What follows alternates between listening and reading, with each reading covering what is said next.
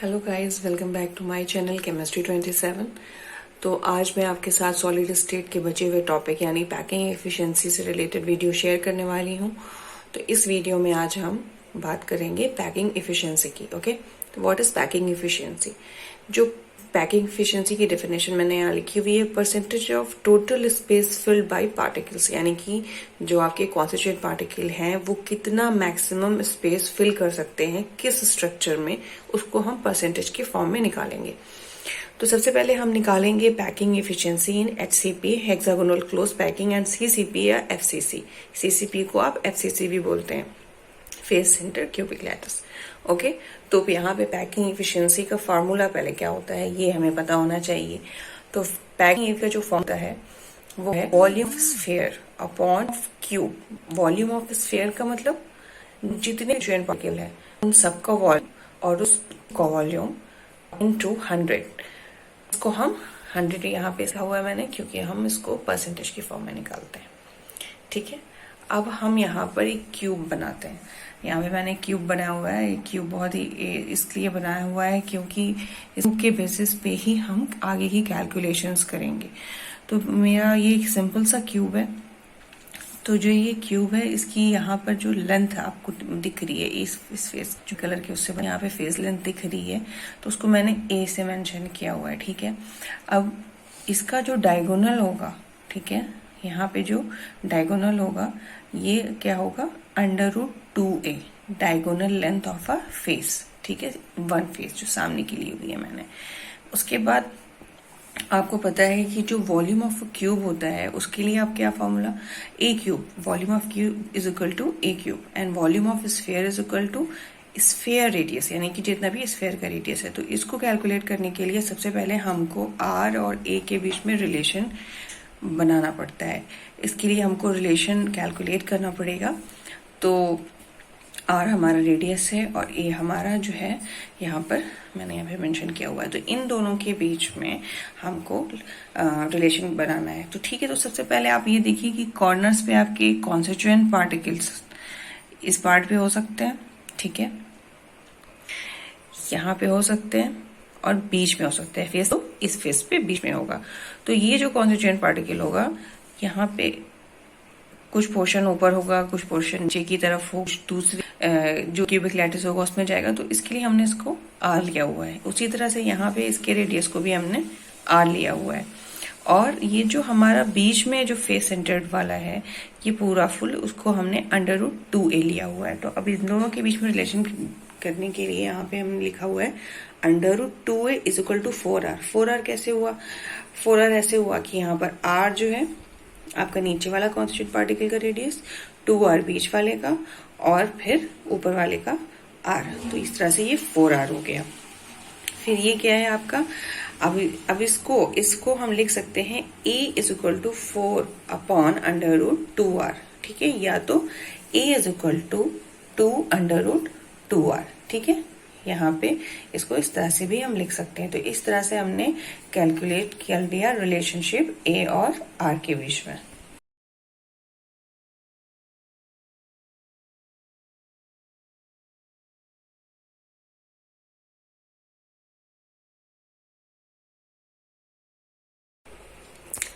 तो बच्चों चलिए फिर अभी हमने जो रिलेशन निकाला है साइड लेंथ जो हमारी है और रेडियस के बीच में, ठीक है, अब उसके आगे हम बढ़ते हैं कैलकुलेशन में।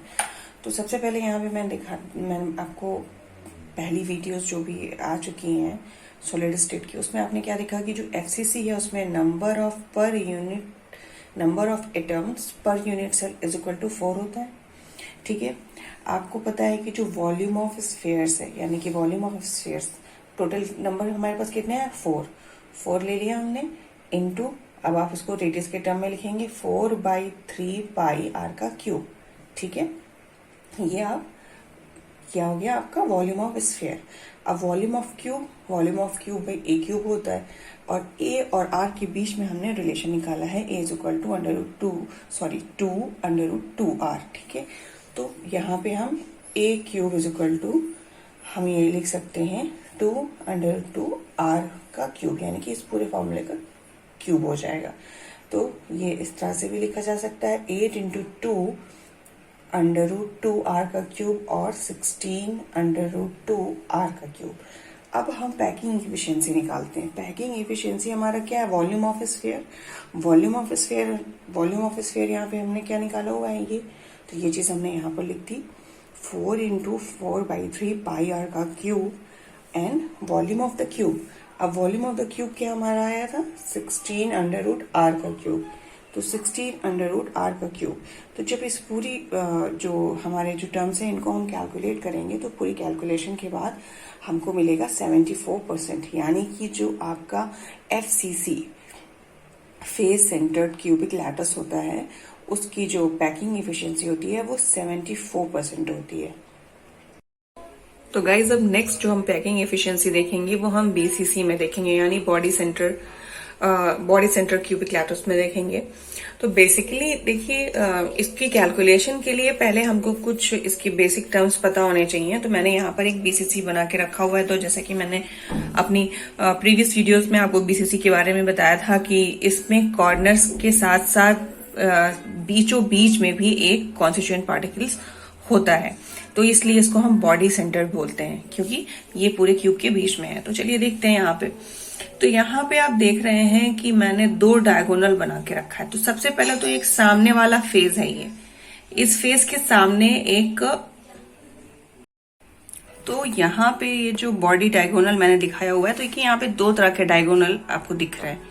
सबसे पहले तो ये जो सामने की फेस है, इस फेस का एक डायगोनल होगा, जैसा कि अभी प्रीवियस वाले में जो अभी हम लोग ने निकाला उसमें था, ठीक है। और ये जो यहां से ये जो रेड कलर की लाइन गई हुई है ये बॉडी डायगोनल है। ये 2 चीज बहुत इंपॉर्टेंट है। तो ये जो हमारा फेस डायगोनल है हमको पहले से पता है √2a है। इसी तरह से इस बॉडी डायगोनल की भी अपनी एक वैल्यू है। तो हम उन बेसिक वैल्यूज को कैलकुलेशन में इस्तेमाल करेंगे और पाइथागोरस थ्योरम के थ्रू हम इसके लिए एफिशिएंसी का फॉर्मूला परसेंटेज की फॉर्म में डिराइव करेंगे। तो ये जो हमारे दोनों डायगोनल्स हैं, एक फेस डायगोनल और एक बॉडी डायगोनल, ये दोनों मिलकर अगर आप उसको ऊपर की तरफ से देखेंगे तो आपको एक राइट एंगल ट्राइंगल शो होगा, ठीक है। तो इस तरह से ये एक पूरा स्ट्रक्चर प्रिपेयर हुआ है और अब हम इसके बेसिस पे फर्दर कैलकुलेशंस करेंगे। तो अब चलिए देखिए, मैंने यहाँ पर एक डायग्राम बना के रखा हुआ है। तो मैंने इसके अंदर आपको दिखा के रखा है डायगोनल्स पर और उसके बाद कॉर्नर्स पर स्फेयर्स, ठीक है। तो ये जो सेंटर में दिख रहा है आपका C, ये आपका बॉडी डायगोनल के लिए है, ठीक है। ये बॉडी डायगोनल के पर प्रेजेंट स्फेयर है, ओके। उसी तरह से यहाँ पर F है, उसी तरह से यहाँ पर A, ये तीनों जो है, ठीक है। तो ये आपने देखा कि यहाँ पे ये स्ट्रक्चर बना हुआ है। अब हम इसकी कैलकुलेशन करते हैं। तो सबसे पहले तो यहाँ पे जो इसका बॉडी डायगोनल है वो C है और C is equal to body diagonal के लिए जो उसका रेडियस होगा √3a होगा। अगर हम इसको स्फेयर के टर्म में लिखेंगे तो C is equal to 4r हो जाएगा, ठीक है।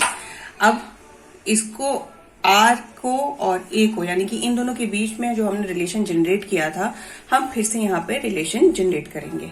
तो हम इसको, यानी कि जो √3a is equal to 4r, √3a is equal to 4r, ठीक है। या तो फिर हम इसको ऐसे भी इक्वेट कर सकते हैं, a is equal to 4/3 √3 into r। तो a और r के बीच में हमें रिलेशन मिल गया। फिर हमने क्या किया था कि हमने वॉल्यूम ऑफ स्फीयर, अब भाई हम यहाँ पे किसकी बात कर रहे हैं? यहाँ पे हम बात कर रहे हैं BCC की। तो BCC में क्या होता है कि नंबर ऑफ पर एटम पर यूनिट सेल जो होते हैं वो 2 होते हैं, कैलकुलेट किया हुआ था पहले ही। तो ये क्या हो जाएगा 2 × 4/3 पाई आर का क्यूब। अब हम इसी तरह से क्यूब का जो है वॉल्यूम देखेंगे तो हमारा A क्यूब था, ठीक है। फिर हम उसको स्फीयर के टर्म की रेडियस के टर्म में लिखेंगे तो A क्यूब 4/√3 r का क्यूब हो जाएगा। अब इसके बाद हमारा पैकिंग इफिशिएंसी का फॉर्मूला जो था उसके according volume of sphere upon volume of cube into 100 हमने रखा था। तो हम यहाँ पे वो वैल्यूज रख देंगे, 2 × 4/3 पाई आर का क्यूब अपॉन 4/√3 r का क्यूब इंटू 100। और जब आप इसको कैलकुलेट करेंगे तो 68%, यानी कि इसकी इफिशियंसी कितनी आएगी? 68% आएगी, यानी कि जितनी कम एफिशिएंसी होती है तो यानी कि उसकी कैपेसिटी उतनी कम होती है और उसमें उतनी ज़्यादा जगह बचती है, तो वो उतनी ज़्यादा जगह ऑक्यूपाई नहीं कर पाता है। तो नेक्स्ट अब हम क्या देख रहे हैं, packing efficiency in simple cubic lattice. तो सिंपल क्यूबिक लैटिस मैंने यहाँ पे आपका बनाया हुआ है, जो कि आप देख सकते हैं बहुत ही क्लियर तरीके से कि इसमें जो कॉन्स्टिट्यूएंट पार्टिकल्स हैं वो क्या हैं, कॉर्नर्स पर हैं और वो एक दूसरे के काफ़ी क्लोज है, यानी कि एजेस के अलॉन्ग एक दूसरे को क्या कर रहे हैं, टच कर रहे हैं। ये आपने देखा हुआ है यहाँ पे, ठीक है। तो एजेस के अलावा एक दूसरे को टच कर रहे हैं। तो फिर हमने यहाँ पे अभी देखिए, यहाँ पे जो मैंने अभी आपको अपने वाइट बोर्ड पे एक्सप्लेन करके कैलकुलेशन करके दिखाया, तो अभी ये लास्ट है और आई होप कि आपको प्रीवियस वाली एक्सप्लेनेशन से कैलकुलेशंस बिल्कुल क्लियर हो गई होंगी। तो इसलिए मैंने आपकी बुक से ये रिकॉर्डिंग करके आपको एक्सप्लेन करने की कोशिश करी है लास्ट वाली पैकिंग एफिशिएंसी। तो इसमें क्या देखिए, इसमें ये बता रहा है कि जो सिंपल क्यूबिक लैटिस है उसमें जो एटम होता है वो लोकेटेड होता है कॉर्नर्स पर, ठीक है, और उसके बाद वो एक्सिस के अलॉन्ग टच करता है एक दूसरे को। तो हमें ये पता है कि जो एक्सिस होती है उसकी एज लेंथ क्या है, हमारे जो एजेस हैं वो क्या है, एज लेंथ क्या है, ए। हमने बहुत देर से ये बताया हुआ है। अब इसके बाद हम ये देखेंगे कि ये जो है हमारे जो स्फेयर्स हैं, ये हमने एक ये एज लेंथ ले ली, ठीक है, ये हमारी ए हो गई, ठीक है, ये ए हो गई। और ये जो हमारे दो स्फेयर हैं, एक ये और एक ये, तो इनका टोटल जब हमने लिया तो क्या हो जाएगा हमारा, a is equal to 2r, a is equal to 2r, ठीक है। अब हमको निकालना क्या है, volume of cubic of unit cell, ठीक है। तो ए क्यूब, तो आप ए क्यूब लेंगे तो ये 2r का क्यूब हो जाएगा, ठीक है, ये 2r का क्यूब हो जाएगा, then it will come to 8r का क्यूब। फिर आपको पता है कि सिंपल क्यूबिक लैटिस जो होता है उसके अंदर जो सिर्फ एक एटम होता है पर यूनिट सेल, तो आप इसको 4/3πr का क्यूब इंटू 1 करेंगे तो वैल्यू यही आएगी, ठीक है। आप 1 से मल्टीप्लाई कर लेंगे कितना वो वॉल्यूम ऑक्यूपाई कर सकता है। अब हम आगे चलते हैं। अब हमको क्या निकालनी है, पैकिंग एफिशिएंसी निकालनी है। तो पैकिंग एफिशिएंसी का फॉर्मूला क्या होता है, वॉल्यूम ऑफ वन एटम या फिर volume of sphere upon volume of cubic unit cell into 100%, ठीक है।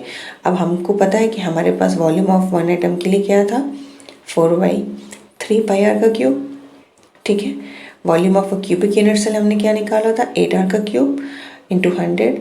फिर जब हम इसको कैलकुलेट करेंगे तो इसको कैलकुलेट करने के बाद हमारी जो वैल्यू होगी वो अप्रॉक्सीमेटली 52.36%, जो कि बराबर होती है 52.4% के आएगी।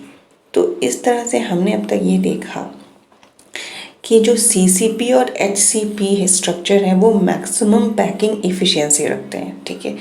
तो इस तरह से हमने अलग अलग स्ट्रक्चर्स में क्यूबिक लैटिस में पैकिंग एफिशिएंसी कितने परसेंटेज होता है कि वो कितना एटम ऑक्यूपाई कर सकता है, कितनी जगह बचती है, वो हम इस परसेंटेज की फॉर्म में कैलकुलेट करते हैं। तो फिर अब आगे चलते हैं। अब देखिए जो कैलकुलेशन जो है यूनिट सेल की डायमेंशन की, इसकी हेल्प से हमको क्या क्या चीज़ें पता चल सकती हैं। इससे हमको जो है वो हम कैलकुलेट कर सकते हैं वॉल्यूम ऑफ यूनिट सेल, ठीक है। अगर हमको पता हो कि मेटल की डेंसिटी क्या है तो हम कैलकुलेट कर सकते हैं mass of the atom unit cell के अंदर। तो ये डिटरमिन करने के लिए मास ऑफ द मतलब सिंगल एटम को जो भी आपको दिया हुआ है, तो वो एक एक्यूरेट मेथड होता है डिटर्मिनेशन के लिए, जिसको एवोगैड्रो कांस्टेंट कहते हैं। आपने एवोगैड्रो नंबर के बारे में पढ़ा भी होगा, उसकी एक स्पेसिफिक वैल्यू होती है। तो चलिए उसी के बेसिस पे अभी आगे बात करते हैं। चलिए सपोज करिए अभी आपको पता है कि जो एज लेंथ है वो एज लेंथ कितनी थी, हमने एज लेंथ बताया था कि एज लेंथ हम मान लेते हैं कि एक क्यूबिक क्रिस्टल की है जो कि एक्सरे डिफ्रैक्शन से उसको हमने मेजर किया है, तो उसकी क्या आई है, वो ए आई है, ठीक है। और डी जो है उसकी डेंसिटी है। तो जो सॉलिड सब्सटेंस है उसका जो सॉलिड सब्सटेंस है उसकी डेंसिटी डी है और मोलर मास जो है वो है कैपिटल है। तो इसमें हमको देखना ये है कि जो क्यूबिक क्रिस्टल है, तो क्यूबिक क्रिस्टल है तो भाई क्यूब के लिए क्या हमारे पास फार्मूला है, ये वॉल्यूम के लिए ए क्यूब। ओके, तो मास ऑफ यूनिट सेल निकालने के लिए हमको क्या कैलकुलेट कैसे हम करेंगे, number of atoms in unit cell into number of each atom. ठीक है, तो number of atom in unit cell को हमने Z लिखा और मास ऑफ ईच एटम जो है वो M है। ठीक है, तो ये जो Z है यहाँ पे नंबर ऑफ पर एटम बता रहा है कि कितने एटम प्रेजेंट हैं यूनिट सेल में, और जो स्मॉल m है वो सिर्फ एक सिंगल एटम का मास बता रहा है। ठीक है, अब हमको जब मास निकालना होगा एक एटम का यूनिट सेल के अंदर, तो उसके लिए फार्मूला हो जाएगा small m is equal to m upon Na, जो कि आपका एवोगैड्रो कांस्टेंट है। ठीक है, और यहाँ पे m capital M molar mass है, तो इसकी जो डेंसिटी होगी वो होगी mass of unit cell upon volume of unit cell. ठीक है, तो इसको हम इस तरह से लिख सकते हैं Z into M by a का क्यूब। ठीक है, अब ए का क्यूब जो हमारा है तो हम उसको एवोगैड्रो नंबर से मल्टीप्लाई कर सकते हैं, Z m अपॉन ये कैपिटल M यहाँ पर क्या बता रहा है, यहाँ पे बता रहा है मोलर मास, और ये स्मॉल m क्या बता रहा है, स्मॉल m बता रहा है हमको एक सिंगल एटम का मास। ठीक है, तो इसको हम इस तरीके से भी लिख सकते हैं, और D is equal to ZM by a का क्यूब N है। तो इस तरह से आपने देखा कि हमने इसकी कैलकुलेशन करी। तो ये आपको इसमें जो पैरामीटर हैं DZMANA, तो इसमें से अगर हमको कोई भी 4 पता होते हैं, ठीक है, कोई भी पता होते हैं, तो हम इसमें से जो बचे हुए होते हैं उसको 5th वाला हम डिटरमिन कर सकते हैं। ठीक है,